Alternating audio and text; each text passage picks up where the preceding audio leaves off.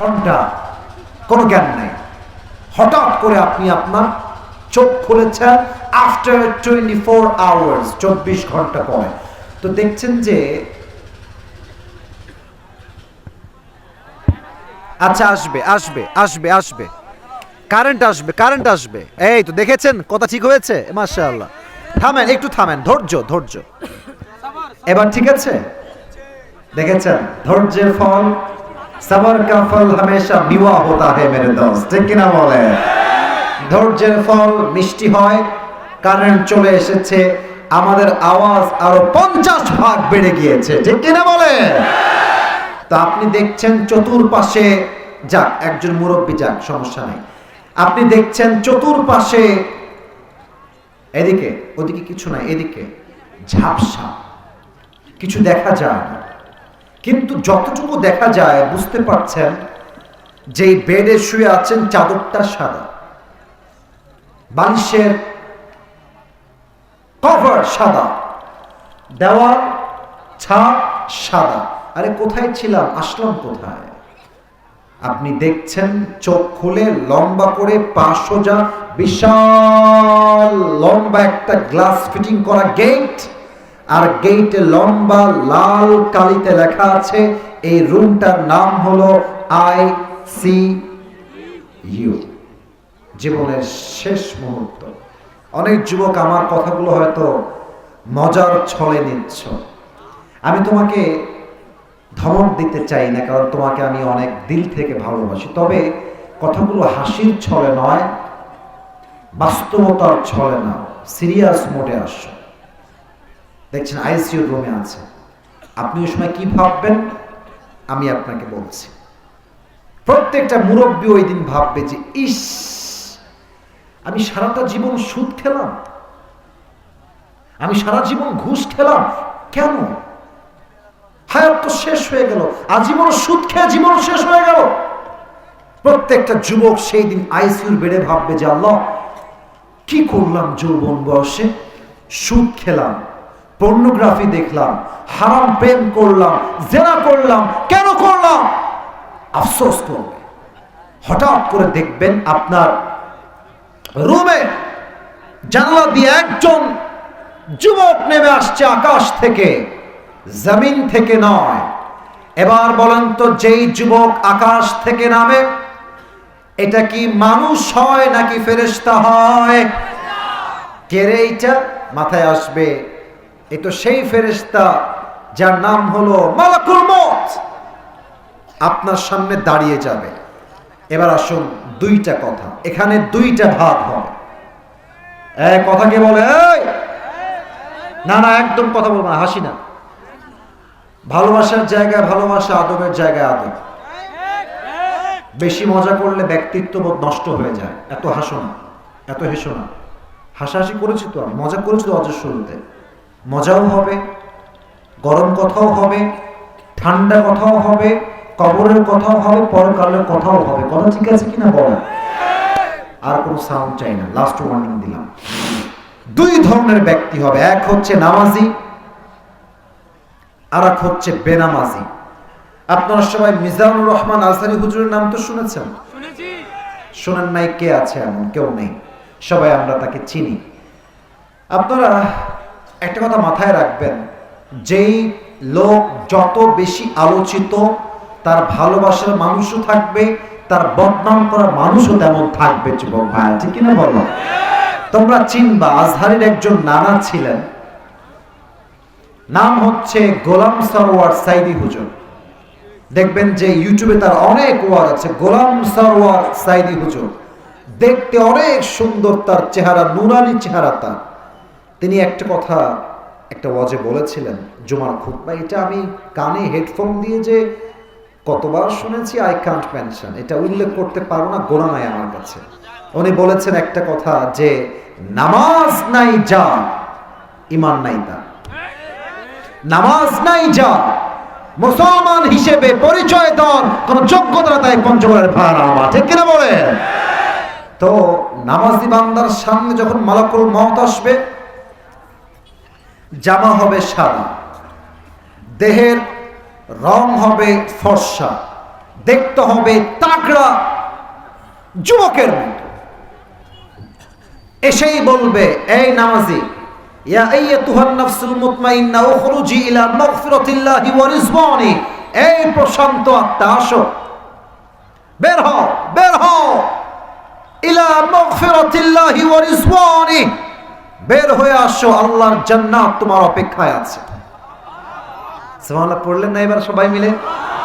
বের হবে। আচ্ছা, এটা আমার হাতে কি দেখা যায় বলেন না? এটা কাগজ না টিস্যু? দেখেন তো একটু তাকায়, এটা কি গোল না চারকোনা? হ্যাঁ, চারকোনা। আল্লাহর হাবিব বলেছেন জান্নাতি বান্দার রূহকে কবজ করবার জন্য আল্লাহ তাআলা কাফাম মিন নাকফানিল জান্নাহ ওয়া হানুত মিন হানুতিল জান্নাহ, নামাজি বান্দার রূহকে কবজ করবার জন্য আল্লাহ তাআলা জান্নাত থেকে একটা লাল রেশমি রুমালের চাদর জান্নাত থেকে নামাজি বান্দার জন্য দুনিয়াতেই পাঠিয়ে দিবে। সুবহানাল্লাহ।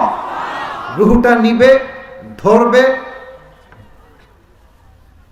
ঢুকাবে, সুন্দর করে মুড়াই দিবে, ইল্লিয়িন তথা জান্নাতের ঠিকানায় আপনার রূহটাকে নিয়ে পৌঁছায় দিবে। সুবহানাল্লাহ পড়বেন না? এবার আসেন, বেনামাজির মরণ কত ভয়ঙ্কর হবে। অনেক লোক আছেন, রাগ করবেন না, এখানে অনেক যুবক আছে এমন যারা এশারের নামাজটাও পড়ে নাই, ফজরটাও গিয়ে পড়বে না। ইভেন এদেরকে আপনি জুমার দিন ছাড়া মসজিদে হারিকেন দিয়েও খুঁজে পাবেন না। আর এখানে অনেক লোক আছে এমন যাদের পকেটে আমি যদি এখন এমনি হাত দেই, এভাবে আমি যদি হাত দেই, বিড়ির প্যাকেট বের হয়ে আসবে। এবং অনেক লোক এখানে এমন আছেন, ওয়াজ মাহফিল 12টার পরে শেষ হবে, ওই গেট অবধি যাবে, জাস্ট রাস্তায় উঠবে, উঠেই দেখবেন।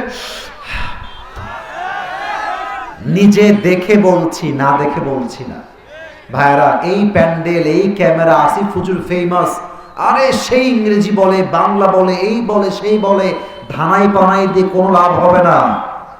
ঈমান ঠিক না হলে আল্লাহর জান্নাত পাওয়া যাবে না, ঠিক কিনা বলে? বেনামাজি বান্দার সামনে মালাকুল মউত আসবে, কেমনে দেখেন?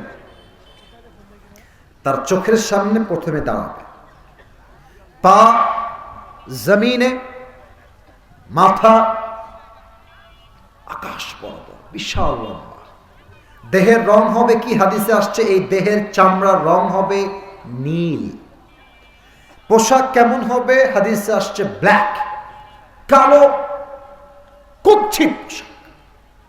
বেনামাজি হঠাৎ করে চোখ খুলে দেখবে মালাকুল মউত সামনে দাঁড়িয়ে আছে, বোবা হয়ে যাবে, বোবা, পাগল হয়ে যাবে। বেনামাজির দিকে মালাকুল মউত চোখ তুলে এমনি তাকাবে, আর মালাকুল মউতের ভয়ঙ্কর চেহারা দেখে বেনামাজি মুরব্বী, বেনামাজি যুবক, সুদখোর যুবক, সুদখোর মুরব্বী, বেপর্দা মহিলা, মালাকুল মউতের ভয়ঙ্কর চেহারা দেখে তার পুরো দেহটা থর থর থর থর করে কাঁপবে, এমনি এমনি কাঁপবে। মালাকুল মউত ধমক দিয়ে বলবে, এই বেনামাজি, ইয়া আইয়াতুহান নাফসুল খাবিসা উখরুজি ইলা ওয়াবিল্লাহ, বের হয়ে আয়, আল্লাহর গজব তোর অপেক্ষায় আছে, বের হ। এক ধমক দেওয়ার সাথে সাথে বেনামাজির রূহটা বুক থেকে বের হবে, একবার ডান দিকে দৌড় দিবে, আর একবার বাম দিকে দৌড় দিবে, আর একবার মালাকুল মউতকে দেখে পেছনের দিকে দৌড় দিবে, সামনের দিকে যেতে চাইবে না। মালাকুল মউত দেখবে রূহটা একবার ডান দিকে যায়, বেনামাজির রূহটা আবার বাম দিকেও যায়, পেছনের দিকেও যায়। মালাকুল মউত প্রচন্ড ক্ষিপ্ত হয়ে যাবে, বাম হাত দেখে পেছনে নিবে, মালাকুল মউত তার হাতটা পেছন নিবে থাবা দেওয়ার জন্য, পেছনে এমনি হাত দিবে, এক থাবা দিবে বেনামাজির রূহের দিকে। রূহটাকে যখন বুকের ভিতর থেকে টেনে হিচড়ে বের করে কবজ করে নিয়ে আসবে, হাদিসে আসছে একটা জীবিত ছাগলকে যাবেহ না করে তার চামড়া কেউ যদি এমনি ব্লেড দিয়ে কেটে ফেলে, ওই ছাগলটার যে পরিমাণ কষ্ট হয় তার চাইতে কমসে কম 70 গুণ বেশি কষ্ট দিয়ে বেনামাজির রুহ কবজ করা হবে। নাউজুবিল্লাহ বলবেন না? আল্লাহু আকবার। 70 গুণ বেশি কষ্ট। আমি দোয়া করি দিল থেকে, আল্লাহ আমাদের সবাইকে মৃত্যুর কষ্ট থেকে তুমি বাঁচাই দিও। পড়ে না আমিন। রুহ শেষ, লাশ পড়ে আছে। এই তো কবরের জীবন শুরু হয়ে গেল। তবে একটা প্রশ্ন করব যার উত্তর 95% পিপল, 95% লোক ভুল উত্তর দিবেন। তাই আগেই সতর্ক করলাম যেন ভুল না সঠিক উত্তর পাই। আবারও বলছি, ভুল উত্তর দিবেন, সাবধানে উত্তর দেন, ভাবেন। কবরের প্রশ্ন হবে কয়টা? একজন খুব চালাক, আগেই 4টা বলে দিয়েছে। আপনার সবাই 3টা বলেছে, আমার কানে এসেছে। হাত দেখেন, 1 2 3 4। কবরের মোট প্রশ্ন হবে 4টা। বলবো, সমস্যা নেই। বলেন আগে আমাকে হাত দেখে কয়টা? না, আওয়াজ কমে গেছে, এভাবে হবে না। বলেন সবাই, কবরের প্রশ্ন কয়টা? আমি প্রশ্ন করছি, আপনি উত্তর দেন। প্রথম প্রশ্ন, মান রব্বুক, তোমার রব কে? সাত আঙ্গুলি উত্তোলন করবেন, বুকের সমস্ত শক্তি এক করে বলেন সবাই, আমাদের সকলের রব একজন, তিনি কে? আল্লাহ আমার রব, এই রবই আমার সব, দমে দমে তনু মনে তারি অনুভব। তোমার দুনিয়াতে আমি যেদিকে তাকাই, অথই নিয়ামতে ডুবে আছি সবাই। পাখ পাখালির কণ্ঠে শুনি তাসবিহ করো রব, তাসবিহ করো রব। আল্লাহ আমার রব, এই রবই আমার সব। বলেন সবাই, রব কে? 2 নম্বর প্রশ্ন হবে, ওয়ামান নাবিয়্যুকা তা'রিফু হাদার রাজুল, তুমি কি চেনো এই ব্যক্তি তোমার কে হয়? ও একটা কথা বলতে ভুলে গেছি, যেটা না বললে ওয়াজটা সম্পূর্ণ হবে না। আপনাদের পঞ্চগড়ে সবচেয়ে বড় কলেজের নাম কি ভাই? জমিরুদ্দিন। আচ্ছা, এখান থেকে কয় মিনিট লাগবে যেতে? আনুমানিক আধা ঘন্টা, 20 মিনিট, 1 ঘন্টা লাগবে। দেখেন শোনান, এটা না বললে ওয়াজটা সম্পূর্ণ হবে না। সো সরি, বলতে ভুলে গেছি। আচ্ছা, কালকে সকালে আমার পঞ্চগড়ের সবচেয়ে বড় কলেজে পরীক্ষা আছে সকাল 10টার সময়।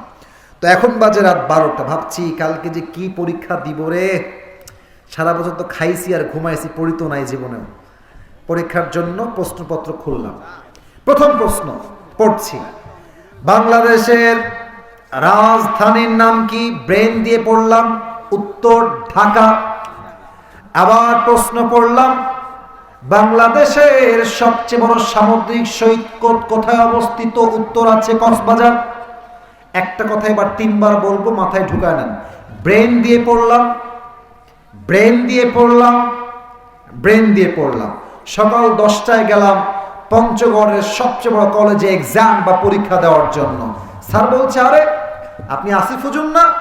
হ্যাঁ হ্যাঁ হ্যাঁ, আমি ভাই আসিফ হুজুর। আসেন আসেন আসেন, এই নেন প্রশ্নপত্র। তো প্রশ্নপত্র দিয়েছে, মাশাআল্লাহ, কালকে যা যা পড়েছি তাই তাই চলে আসছে। কয় লেখা আছে, বাংলাদেশের রাজধানীর নাম কি? ব্রেন দিয়ে পড়েছিলাম, উত্তর দিয়ে দিলাম চট করে ঢাকা। দ্বিতীয় আসছে, বাংলাদেশের সবচেয়ে বড় সমুদ্র সৈকত কোথায় অবস্থিত? উত্তর দিলাম ব্রেন দিয়ে কক্সবাজার।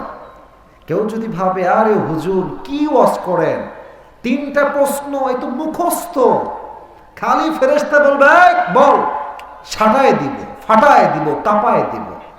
না না, এটা ব্রেন দিয়ে মুখস্থ করলে হবে না। এটা হচ্ছে ঈমান এবং আমলের বিষয়। কবরের প্রশ্নের উত্তর এখান থেকে নয়, কবরের উত্তর হবে কলিজার থেকে, দিল থেকে। যার ঈমান ভালো সে উত্তর দিবে, যার ঈমান নাই যতই প্রশ্ন উত্তর মুখস্থ করো, কবরে গিয়ে একটা উত্তর তার জবান দিয়ে বের হবে না। ঠিক কিনা বলেন? এটা ক্লিয়ার? এটা ক্লিয়ার? এবার আসেন চলে যাই। এই ব্যক্তির নাম কি বলো? এটা তোমার কে হয়? যার মুখে দাড়ি নাই সে বলবে, কে এটা? আমি তো চিনি না। কে এটা? চিনতে পারছি না। আচ্ছা, আমার মুখে যে দাঁড়িয়ে আছে আমাকে দেখে কি খ্যাত লাগতেছে, আনস্মার্ট লাগতেছে? অনেক মেয়ে দেখবা দাড়ি দেখলে পছন্দ করতে চায় না, গাঞ্জাখোর দেখলে অনেক মেয়ে আবার পছন্দ করতে চায় না। এরকম মেয়ে মনে পঞ্চগড়ে নাই?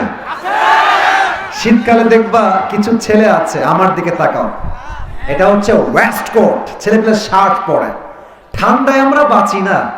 একটা বাইক নেয়, বোতামটা খোলা, এখানে দেখবেন চেইন পরা, হ্যাঁ, হাতে ব্রেসলাইট পরা, চুল এই পাশেও নাই এই পাশেও নাই, মাঝে সজারুর মতো খাড়া খাড়া। তুমি খেয়াল করবা, দিনদার ছেলেকে মেয়েরা পছন্দ না করলেও এই প্রফেশনাল টিকটকারকে অনেক মেয়েরা পছন্দ করে। রুচি খারাপ হইলে যা হয়। কারা? এই সমস্ত টিকটকার এবং জঘন্য গাঞ্জাখোর পছন্দ করে কোন মেয়েরা? যারা আইফোন 16 প্রো ম্যাক্স পর্যন্ত কক্সবাজার চলে যায়। এবার বলেন তো, আমাকে কোন মেয়ে দাড়ি দেখে বলছে বিয়ে করব না, কি বলবো? এটা বলবেন যে আপনি আমাকে বিয়ে করবেন না দাড়ির জন্য? শোনেন, আমি বলি, আপনি আমাকে কি বিয়ে করবেন না? আপনি তো আমার বউ হওয়ার যোগ্যতাই রাখেন না। পঞ্চগড়ের ভাই, বলেন তো সবাই, আমার নবীর মুখে দাড়ি ছিল কি ছিল না? নবীর মতো হ্যান্ডসাম, সুন্দর, এই তল্লাটে দ্বিতীয় আর কেউ হতে পারে?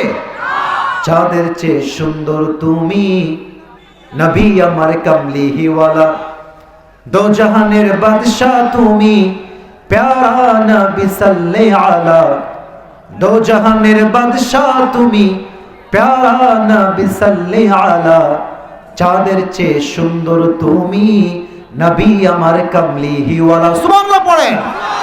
তবে আগামীতে আমরা একটা সংসদে আইন দেখতে চাই, যদি আমার এই মাতৃভূমি বাংলাদেশে আগামীতে কোন নাস্তিক আমার নবীর শানে একটা কুশব্দ, টু শব্দ উচ্চারণ করে, তাকে জেলখানায় নয়, তার বিচার হবে বাইতুল মুকাররমের সামনে ফাঁসির কাস্টে ঝুলিয়ে হত্যা করা। পঞ্চগড়ের ভাইরা আমার, 2 নাম্বার প্রশ্ন তোমার নবীকে। 3 নাম্বারটা গৌরবে বলবেন, অহংকার নিয়ে গৌরবের সাথে বলেন, আমাদের ধর্মের নাম কি? এটা তো গৌরবের সাথে আওয়াজ হয়নি। আমাদের ধর্মের নাম খুশি না বেজা? প্রিয় ভাইয়ের, একটা কথা মনে পড়ে গেল, ধর্মের নাম ইসলাম বলেই তো ভারতকে আমরা ছাড় দেই। নাই, ভারতের এই সমস্ত হকার সাংবাদিক সাইজ করতে আমাদের 5 মিনিট বেশি সময় লাগবে না। বাংলাদেশ আর থাকবে না, না থাকবে না।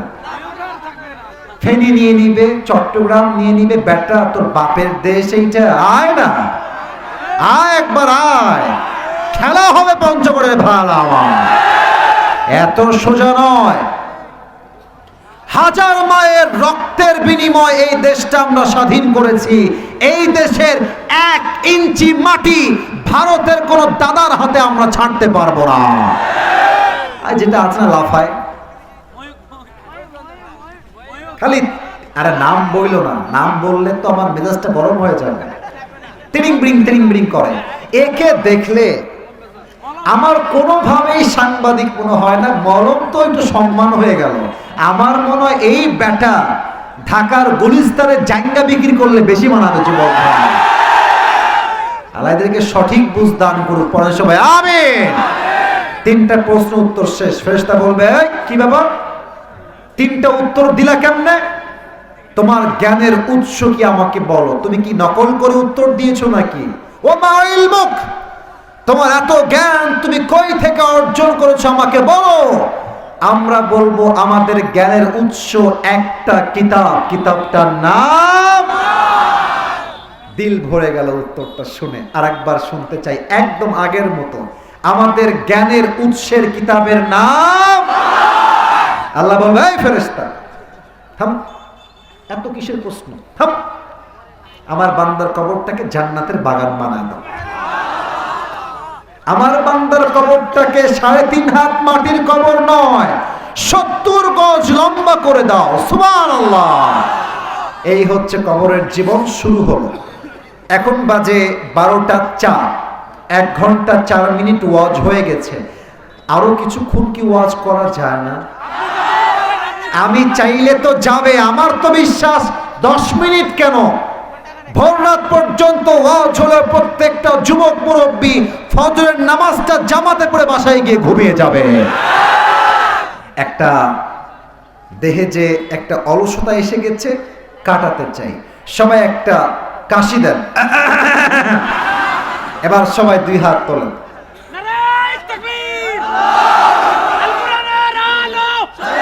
থামো থামো থামো থামো থামো থামো, তাকবীরই হবে। আগে হাত রাখেন, হাত রাখেন এভাবে। আবার দেখাচ্ছি, মুষ্টিবদ্ধ, মেক ইট স্ট্রঙ্গার, শক্তিশালী হন। 2 হাত শক্ত করে বেঁধেছেন। আমি তাকবীর শিখাই দিই কেমনে দিবেন। আমি বলবো লিল্লাহি তাকবীর, আপনি হাত তুলে বলবেন আল্লাহু আকবার। এখনো শেষ হয় না, নিয়ম আরেকটা আছে। আমি যখন বলবো আল কোরআনের আলো, আপনারা আগের বার বলেছেন ঘরে ঘরে, এটা ভুল কথা, বলবেন সংসদে জালো। সবাই একটা কাশি দেন। নারে তাকবীর। আল কোরআনের আলো, আল হাদিসের আলো, কোরআন হাদিস যেখানে, আলেম ওলামা যেখানে, আল্লাহ কবুল করে পড়া, আমিন। আমি ডিক্লেয়ার দিয়ে দিচ্ছি, ওয়াজ হবে ঠিক 12টা 20-এর মধ্যে শেষ হবে। কারণ হ্যাঁ, আমাকে বলতে হবে, আমাকে কথা বলতে দেন।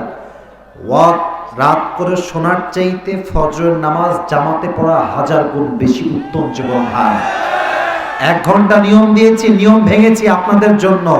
কারণ এই ভালোবাসা টাকা দিয়ে কেনা যায় না, এটা একমাত্র আল্লাহ প্রদত্ত ভালোবাসা। যুবক ভাই, ঠিক কিনা বলো? আমি এখন 3টা বিষয়কে অল্প সময় হাইলাইট করব। এটা যে শুনবে সে আমার আসল ওয়াজ শুনলো, আর যে এটা শুনবে না সে আমার ওয়াজের কিছুই আসলে মূলত শোনে নাই। 1 নাম্বার, পরকালে যে বিশ্বাস করে সেটা বিশ্বাস রাখবে রুহুটা দুনিয়াতে আমার কবজ হয়ে গেল, ঠিক আছে, বাট কবরে যাওয়ার পরে আমাকে আবার রুহুটা দিয়ে জীবিত করবে একজন। আওয়াজ দিয়ে বলেন সবাই, তিনি কে? You have to believe in the day of resurrection. আপনাকে বিশ্বাস রাখতে হবে এটাই আমার শেষ জীবন নয়, আমাকে পুনরুত্থান দিবসে রুহুটা দিয়ে আবার আমাকে জীবিত করবে একজন, তিনি কে? 2 number, if you believe in life of hereafter, then you must have to believe in on the day of accountability, on the day of hisab, on the day of qiyamah. যদি আপনি পরকালে বিশ্বাস রাখেন, মনে প্রাণে বিশ্বাস রাখতে হবে প্রত্যেকটা আমলের জাররা জাররা হিসাব নিবে একজন, তিনি কে? আচ্ছা, একটা কথা মনে পড়ে গেল, সেটা হচ্ছে যে ওইখান থেকে নিয়ে এই পর্যন্ত থেকে এই পর্যন্ত আমরা যারাই এসেছি, এটা আমার চিন্তা, ভুল হলে আপনারা ধরাই দিবেন, সমস্যা নাই। আমার মনে হয় যে আমরা সবাই হচ্ছি মধ্যবিত্ত পরিবারের সন্তান। কথা ঠিক আছে তো, তাই না? আমি নিজেও মধ্যবিত্ত পরিবারের ছেলে। আমার আব্বা আম্মা এখনো টিনের বাসায় থাকে। আচ্ছা, টিনের বাসা আছে কার কার? একটু হাত তোলেন। মাশাআল্লাহ, নারায়ে তাকবীর। আমি এটা জিজ্ঞেস করেছি, আমি একটা আয়াত হাইলাইট করব। আমি বলেছি জাররা, এই যে উপরে এইটা কি?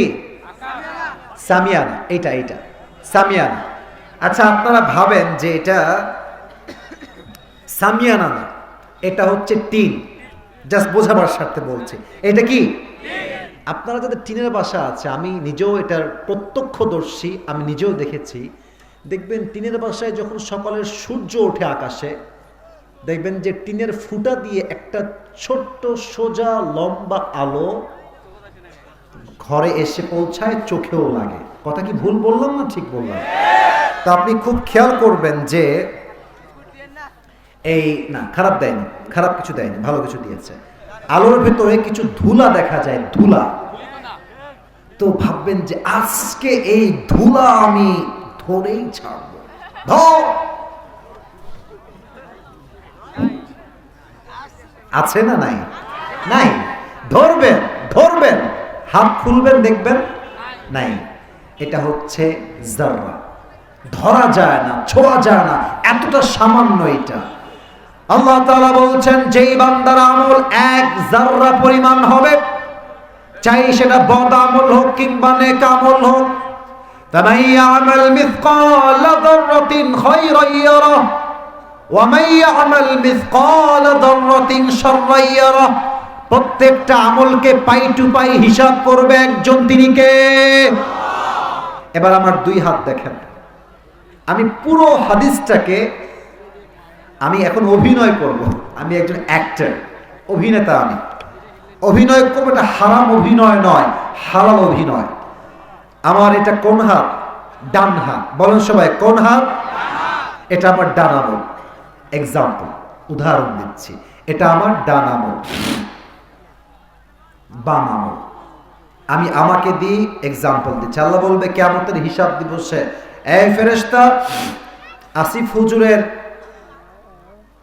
ওজন দাও। আমল ডান এবং বাম ওজন হবে। দুই হাত দেখেন, ডান হাত বাম হাত, ডান আমল বাম আমল। খুব খেয়াল করেন দুই হাত। আমি আয়াতকে ব্যাখ্যা করছি। আল্লাহ দেখবেন যে দুইটা মোটামুটি সমান সমান, কিন্তু ডান আমলটা একটু, it's a very little bit, একদম একটু উঠে গেছে। আল্লাহ বলবে মাশাআল্লাহ ফাহুয়া ফি আইশাতির রাদিয়া, যাও আমার বান্দাকে জান্নাত দিয়ে দাও। এটা আমার কথা নয়, আল্লাহর কথা। আচ্ছা, আপনারা সবাই পাকিস্তানের একজন টপ ফেমাস স্কলার, তার নাম হচ্ছে মাওলানা তারিক জামিল। দেখবেন যে সাদা পাঞ্জাবি, সাদা পায়জামা, আর অলওয়েজ সাদা পাগড়ি। যদি না চেনেন অবশ্যই চিনবেন। ফেস দেখেন নাই এমন কেউ এখানে পাওয়া যাবে না। জাস্ট সার্চ করবেন মাওলানা তারিক জামিল। উনি সেই দিন একটা হাদিস বললেন, কিয়ামতের দিবসের কঠিন একটা হাদিস, শুনে আমার হৃদয়ে আঘাত করলো। এত সুন্দর একটা ঘটনা। একজন যুবকের আমল নামা বলবে আল্লাহ ওজন দাও। আল্লাহ দেখবে ডান আমল বাম আমল দুইটাই 50-50 সমান হয়ে গিয়েছে। এবার বলেন তো, জান্নাতে যাওয়ার জন্য ডান আমল একটু হলেও ভারী হওয়া লাগে। বান্দার আমল হয়ে গিয়েছে 50-50। এবার পঞ্চগড়ের চাম্পাড়ের ভাইরা দিল থেকে বলবেন আওয়াজ দিয়ে, এখন জান্নাত পাওয়ার জন্য বান্দার আমল লাগে আর মাত্র কয়টা? উত্তর ঠিক। বলেন সবাই, কয়টা? আরে কোনো টেনশন নেই, বাপ তো এখানেই আছে কিয়ামতের দিবসে। আব্বা তো আছে, আব্বা আমাকে একটা আমল দিবে, are not a big issue. আব্বা দাও একটা আমল। কেউ হাসবেন না, কেউ হাসবেন না। আব্বা কি বলবে দেখেন, আব্বা বলবে যে কে কে আব্বা? কার ছেলে? কিসের ছেলে? আমার তো বই ছিল না, আমার ছেলে আসবে কই থেকে? বের হও, বের হও। ধমক দিবে। আব্বা আমি তোমার ছেলে। একটা আমল, मुझे बस एक अमल की जरूरत है, अगर मुझे एक अमल मिल जाए तो मैं जन्नती हो जाऊंगा, मुझे बस एक अमल दे दो। আব্বা একটা আমল হলেই তোমার এই ছেলে হতভাগা আজকে জান্নাতি হয়ে যাবে, একটা আমল দাও। আব্বা বলবে আরে বের হও, বলছি তোমার বিয়ে হয়নি, ছেলে আসবে কই থেকে? বের হয়ে যাও। আব্বা চিনছে না, বের হয়ে আসবে। মা একটা আমল দাও মা, আমি তোমার ছেলে, আমাকে চিনছো না মা? মা বলছে কে? কিসের মা? কে ছেলে? আরে বের হও, কিসের একটা আমল? আমি তো আমার বিপদে নিজেই বাঁচি না, কিসের ছেলে কিসের মা? বের হও, উখরুজ, গেট আউট ফ্রম হিয়ার, বের হয়ে যাও। বাপ মা ভাই বোন বউ বাচ্চা কেউ দিবে না। এবার আমার হাঁটু দেখেন, যেহেতু বলেছি আমি হাদিসটা প্র্যাকটিক্যালি অভিনয় করে বুঝাবো। সেই বান্দা কোনো আমল কারোর থেকে না পেয়ে ডান হাঁটু এবং বাম হাঁটু, আমি উঠাইতে পারছি না, স্পেস থাকলে উঠাই দেখাতাম, এই দুইটা হাঁটু এই বুক বরাবর দিবে। দেওয়ালে হেলান দিবে, এমনে থাকবে, আর দুইটা হাত এমনে দিয়ে পুরো মুখটা ঢেকে ফুপিয়ে ফুপিয়ে বাচ্চার মতো কান্না করবে। একটা যুবক দৌড় দিয়ে আসবে, আরে ভাই তুমি ক্যা হো, ক্যা তুমি ইতনি পরেশান কিউ হো, তুমি ক্যা চাহিয়ে মেরে ভাই, তোমার কি লাগবে, তুমি কাঁদছো কেন, তুমি ডিপ্রেসড কেন, হতাশ কেন? চোখ তুলবে, এমনে চোখ তুলবে, এই ভাই আপনি কে? বাপ মা চিনছে না, আপনি কে ভাই, জানতো ভাই, আপনার দিয়ে আমার কোনো কাজ নাই, জান যান। अरे भाई बताओ तो सही तुम्हें क्या चाहिए, हो सकता है कि मैं तुम्हारी मदद कर भी सकता हूं, बोलो ना की লাগবে তোমার। অনেক কাকুতির পরে বলবে ভাই मेरी जो अमल है ये भी बराबर है, ये भी बराबर है, मुझे बस एक अमल की जरूरत है, अगर मुझे बस एक अमल मिल जाए तो मैं जन्नती बन जाऊंगा। একটা আমল হলেই ভাই আমি জান্নাতি, একটা আমল আমার বড্ড দরকার। তো সে বলবে একটা আমল লাগবে শুধু, আর কিছু না? হ্যাঁ ভাই শুধু একটা আমল লাগবে। ভাই ওই একটা আমল আজকে আমি আপনাকে দান করব। না সুবহানাল্লাহ, আমি এভাবে আশা করি নাই, বলেন সবাই সুবহানাল্লাহ। আরো জোরে আরো জোরে বলেন সবাই সুবহানাল্লাহ। রিয়াকশন হবে কেমন? আপনি দিবেন একটা আমল আমাকে, আপনি দিবেন ভাই? আরে ভাই আপনি নিবেন কিনা তাই কম। হ্যাঁ রে ভাই দেন দেন দেন। একটা আমল নিয়ে সোজা আল্লাহর দরবারে, আল্লাহ এই দেখো আমার একটা আমল দরকার, একটা আমল আমি পেয়ে গিয়েছি, মুঝে अभी के अभी तुम जन्नत में दाखिल करा दो, একটা আমল পেয়ে গিয়েছি। আল্লাহ বলবে কি রে একটা আমল তুই কোথায় পেলি? तेरे बाप ने तुझे नहीं दिया, माँ ने नहीं दिया, भाई ने नहीं दिया, कौन है तुझे एक আমল देने वाला? কে দিয়েছে একটা আমল? তোর তো রক্তের কোন মানুষ তোকে একটা আমল দান করে নাই।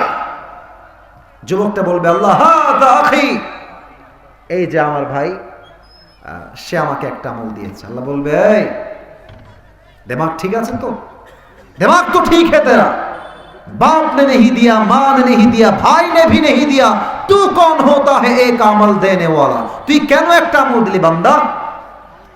ওই যুবক ডাক দিয়ে বলবে আল্লাহ मैं करूं तो क्या करूं, मेरे पास अमल सिर्फ एक ही अमल है, अगर ये है तो भी मैं जहन्नम में जाऊंगा, अगर ये एक अमल नहीं है तो भी मैं जहन्नम में जाऊंगा। तो मैंने सोचा अगर एक अमल मेरे भाई को मिल जाए तो वो जन्नती बन जाएगा, तो मुझे इस अमल को देने में क्या बुराई है। আমি দেখলাম আমার আমল নামা আছেই মাত্র একটা, ও থাকলেও জাহান্নামী, ও না থাকলেও আমি জাহান্নামী, আর আমার ভাইয়ের আমল হচ্ছে 50, লাগে মাত্র একটা, একটা আমল হলেই আমার ভাই জান্নাতি হয়ে যাবে। আমি ভাবলাম একটা আমল দান করলে আমার কোনো লস হবে না, আমি দয়া করে মেহেরবানি করে আমার ভাইকে একটা আমল দান করে দিয়েছি। আল্লাহ বলবে তাই তোমার এত দয়া, তুমি কি আমার চাইতে বেশি দয়া রাখো নাকি? তুমি কি আমার চাইতে বেশি দয়াময় হতে চাও? না, আনা রহমান, আনা রহিম, I am the most merciful, I am the most gracious, I am the most kindful Lord. আমার মতো দয়াময় মায়াময় প্রভু আর কেউ হতে পারে না। এই বান্দা आज तुझे एक अमल मिल गया है, 51 हो गया, तू भी जन्नत में जा, लेकिन तू अकेले जन्नत में मत जाना, जिसने तुझे एक अमल दिया है तू भी जन्नत में जा, अपने भाई को साथ लेकर दोनों जन्नत में चले जा।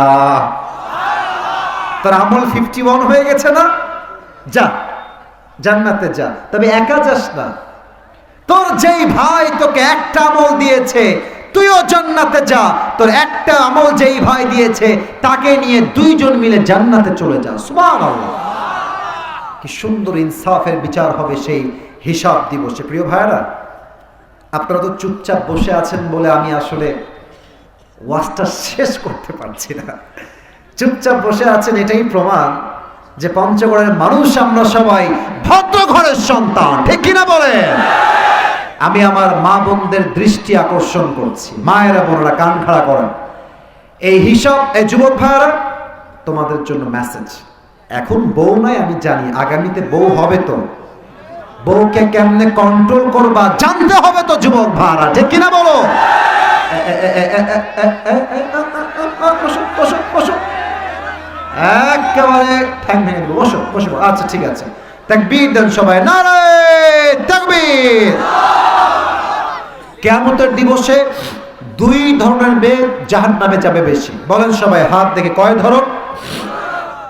এক, সেই মেয়ে, আমরা যারা স্বামীরা আছি আমরা জানি যে জ্বালা কারে কয়। সারা জীবন বউকে দিয়ে যাবেন, টাকা গাড়ি পয়সা সব দিবেন, বউ আপনার পরে গিয়ে বলবে তুমি আমারে কি দিলা। এটা একমাত্র বেঈমান ছাড়া কেউ বলতে পারে না যুবক ভাইরা। কি দিলাম না মানে? পুরো জীবনটাই তো তোমার।